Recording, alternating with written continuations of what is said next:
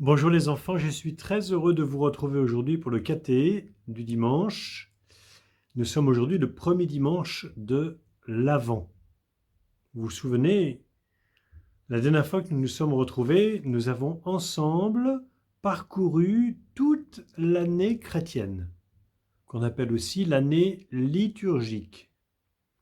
Et vous vous souvenez sans doute que nous avons dit la dernière fois que le début de l'année liturgique pour nous les chrétiens commence le premier dimanche de l'Avent. Et puis cette année va se poursuivre avec le temps de Noël. Le temps de l'Avent, c'est le temps qui nous prépare à célébrer Noël, la fête de Noël, et puis toutes les autres fêtes qui vont tourner autour de Noël, comme nous le verrons la prochaine fois. Aujourd'hui, premier dimanche de l'Avent, je voudrais qu'ensemble nous entrions dans ce temps avec un personnage particulier que certains d'entre vous devinent déjà derrière moi. Il y a un personnage qui est derrière moi. Qui c'est? Je vous laisse deviner. Et puis après, nous allons en parler. Ce personnage va nous accompagner tout au long du temps de l'Avent. Mais pas lui seul. Il y a d'autres personnages qui vont nous accompagner durant le temps de l'Avent. Il y a bien sûr un personnage central, c'est la Vierge Marie, bien sûr, puisque c'est elle, la Vierge Marie, l'Immaculée, que Dieu a choisie de toute éternité pour être la mère de son Fils, pour nous le donner comme sauveur. Donc la Vierge Marie est le personnage central du temps de l'Avent. Je dis bien central parce qu'en fait, pendant le temps de l'Avent, on ne voit pas Jésus. Marie le porte en elle.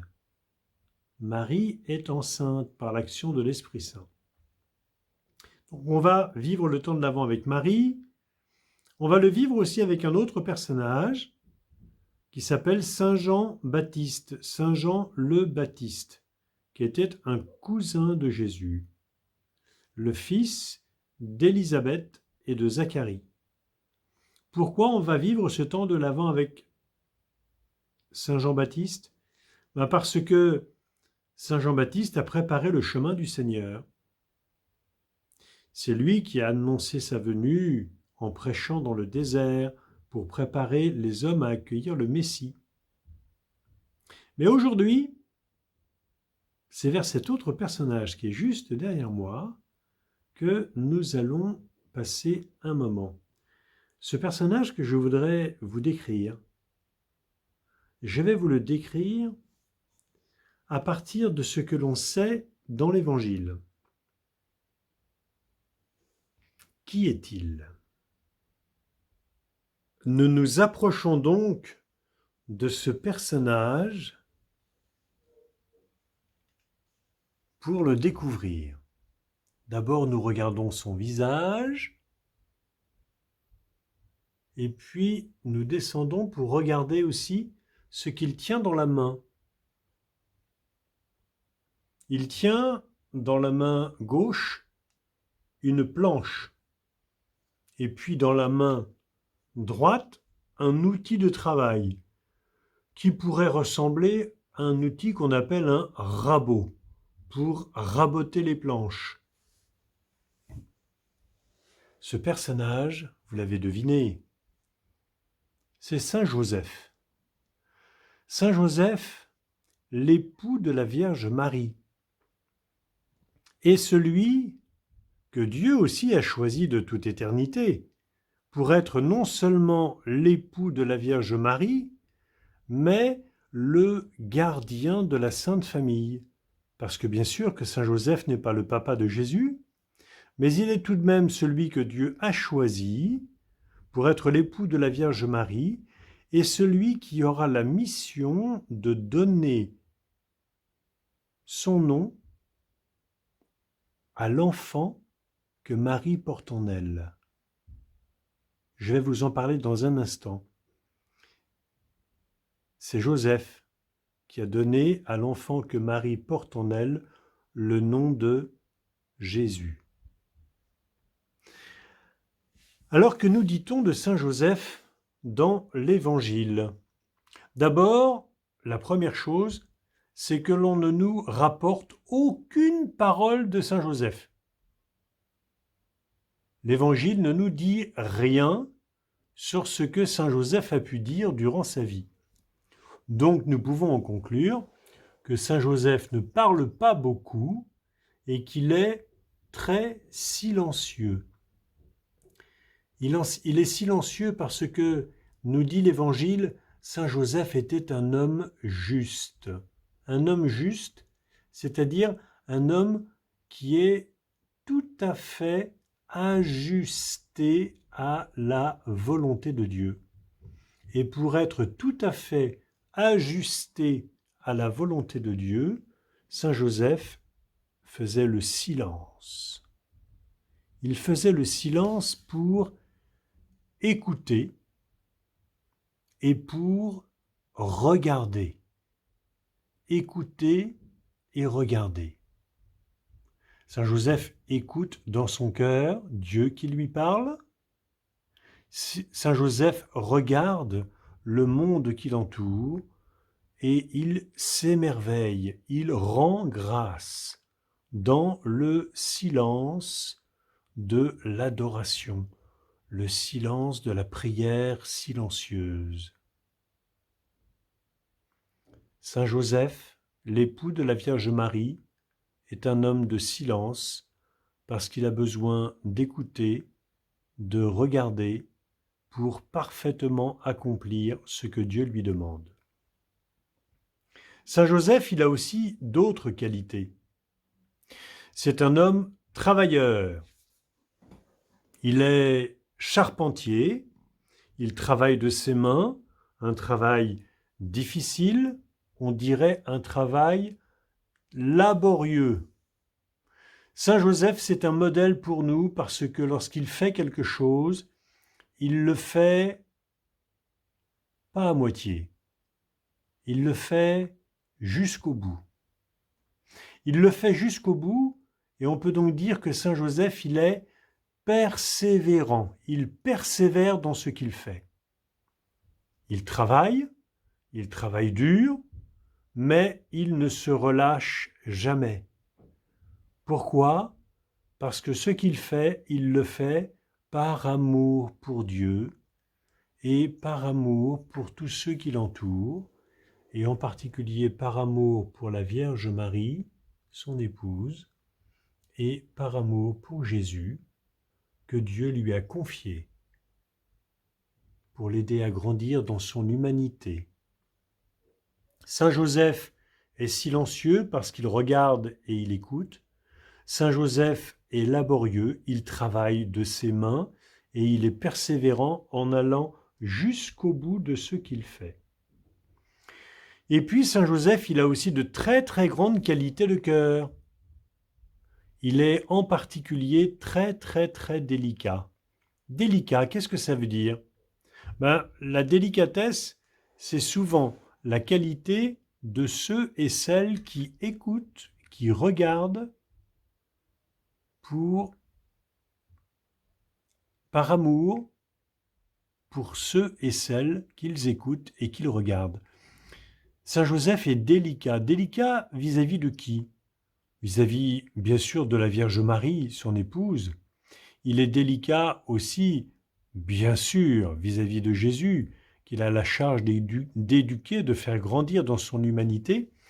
Il est délicat aussi vis-à-vis de tous ses frères. Il pense à eux et souvent, Saint Joseph s'efface, c'est-à-dire se met derrière pour laisser passer devant les autres.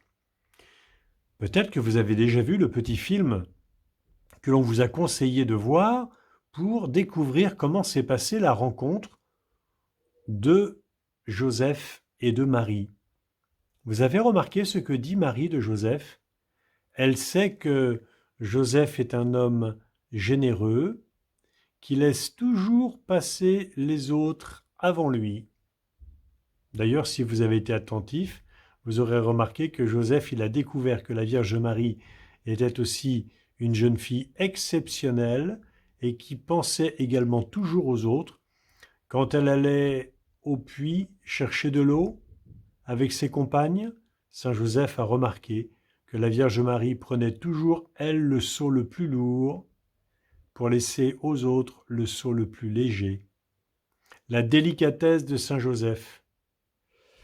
Sa délicatesse et sa générosité. Alors, la délicatesse de Saint Joseph, elle va être particulièrement grande dans cette scène que nous raconte l'Évangile lorsque Saint Joseph a découvert que la Vierge Marie était enceinte. Elle attendait un enfant. Saint Joseph sait très bien que ce n'est pas lui le père de l'enfant. Il n'habite pas encore avec la Vierge Marie. Il sait qu'il n'est pas le père de l'enfant. Il voit la Vierge Marie qu'il aime d'un amour exceptionnel. Il sait que la Vierge Marie ne lui a pas été infidèle. Alors, devant ce qui se passe en la Vierge Marie, par délicatesse pour la Vierge Marie, il décide, Saint Joseph, de s'effacer, c'est-à-dire de s'éloigner, parce qu'il estime qu'il n'est pas à la hauteur de la mission que la Vierge Marie porte en elle. Pour Saint Joseph, la Vierge Marie est déjà quelqu'un d'exceptionnel, et voici qu'elle porte un enfant en elle, sans doute que cet enfant doit être exceptionnel comme Marie. Donc il ne se sent pas à la hauteur et il décide de s'effacer pour laisser Marie accomplir sa mission comme Dieu le voudra. Et c'est alors que l'ange va apparaître pour lui dire à Saint Joseph « Sois sans crainte, Joseph, n'aie pas peur. L'enfant que la Vierge Marie porte en elle vient de l'Esprit Saint. Et c'est toi, Saint Joseph, qui vas lui donner son nom. Tu l'appelleras Jésus. » Et Saint Joseph nous dit l'Évangile, lorsqu'il s'est réveillé, parce que l'ange lui est apparu en songe, la nuit, lorsqu'il dormait, lorsqu'il s'est réveillé, il a fait exactement ce que l'ange lui disait. Il a pris chez lui Marie, son épouse, et il a tout fait pour que la Vierge Marie puisse préparer la naissance de l'enfant. Ça, nous le verrons un peu plus loin lorsque nous arriverons à Noël. Saint Joseph est donc délicat et il est enfin obéissant à Dieu, puisque comme je vous le disais en commençant, il est silencieux, tout à l'écoute de la parole de Dieu pour la mettre en pratique. Il est obéissant et il fait tout ce que Dieu lui demande, même lorsqu'il ne comprend pas bien jusqu'où cela peut aller. Saint Joseph obéit, et il obéit par amour pour Dieu, par amour pour Jésus, par amour pour la Vierge Marie, et mystérieusement par amour pour nous.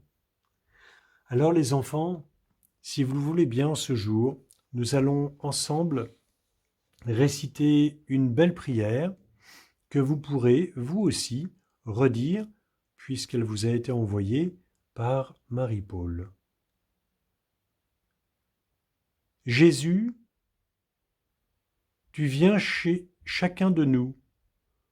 Je veux t'accueillir chez moi, comme Joseph t'a accueilli avec Marie. Joseph, toi qui as écouté ce que Dieu te disait par la voix de l'ange, aide-moi à faire silence pour entendre ce que le Seigneur me dit. Joseph, toi qui en toute humilité as accepté d'accueillir l'enfant Dieu, donne-moi d'être obéissant pour accepter avec amour ce que me demandent mes parents. Joseph, toi qui as pris soin de Marie et de Jésus avec délicatesse, fais que je sois attentif aux autres et généreux avec mes amis.